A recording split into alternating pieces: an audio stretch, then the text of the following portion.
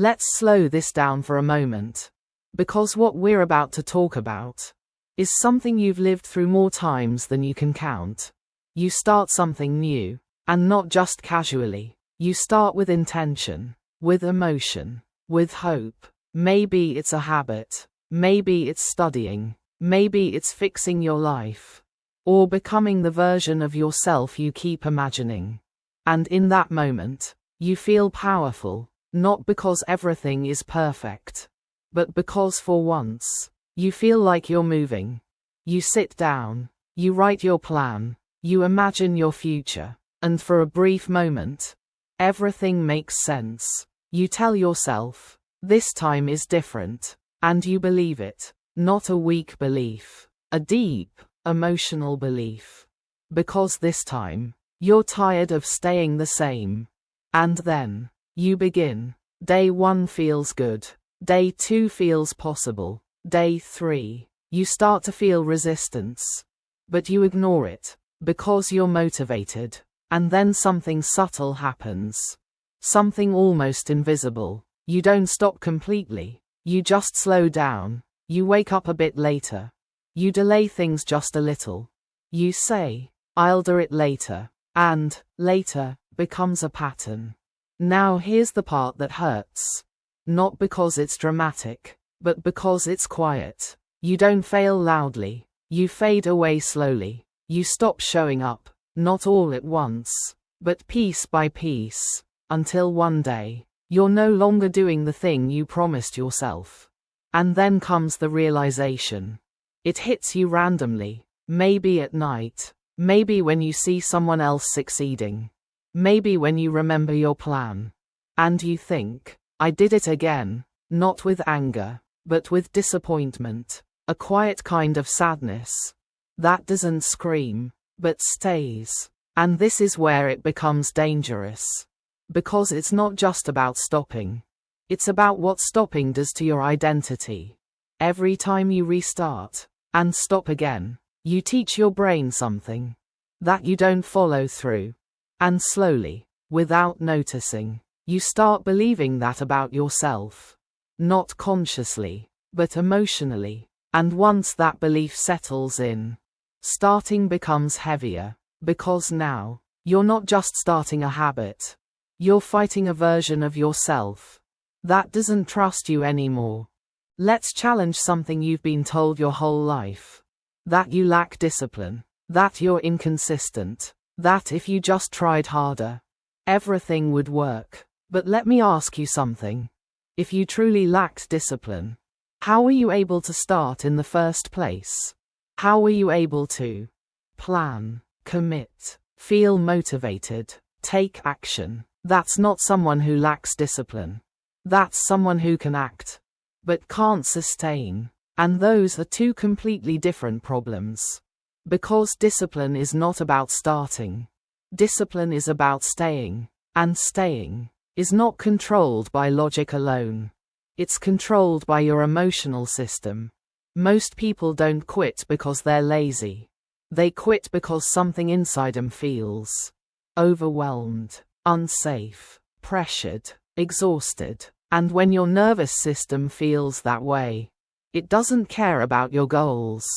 It cares about survival. So what does it do? It pushes you toward comfort, distraction, avoidance, not because you're weak, but because your brain is trying to protect you. Yes, protect you. From what? From failure, from judgment, from the feeling of not being enough. So every time you stop, it's not sabotage, it's protection. But here's the problem. That protection is temporary. Because while it protects you from discomfort, it also keeps you stuck. And now you're trapped between two pains. The pain of doing, the pain of not doing. And that's why you feel stuck. Not because you don't know what to do, but because both options feel uncomfortable. Let's map this out clearly, so you can finally see what's been happening. You look at your life, and feel behind. You compare. You overthink. You feel like time is running out. This creates emotional tension. You can't handle the pressure anymore.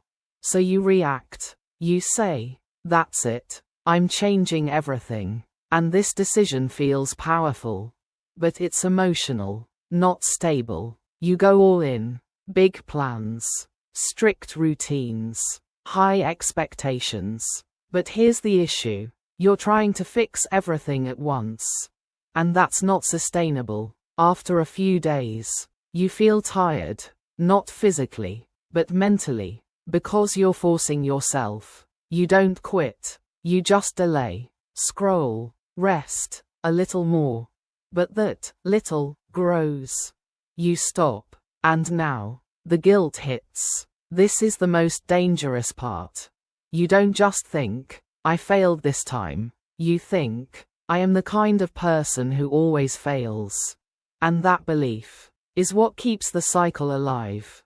We don't fix this with motivation. We fix this with design. Step 1. Lower the entry point.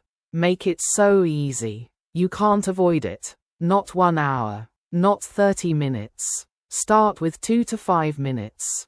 Why? Because your brain resists intensity, but accepts simplicity. Step 2. Remove identity pressure. Stop saying, "I need to become better." Say, "I'm learning to show up." That removes fear. Step 3. Build emotional safety. Create a system that feels calm, flexible, forgiving. Because consistency grows in safety, not pressure. Step 4. Track showing up, not results. Don't measure success by output.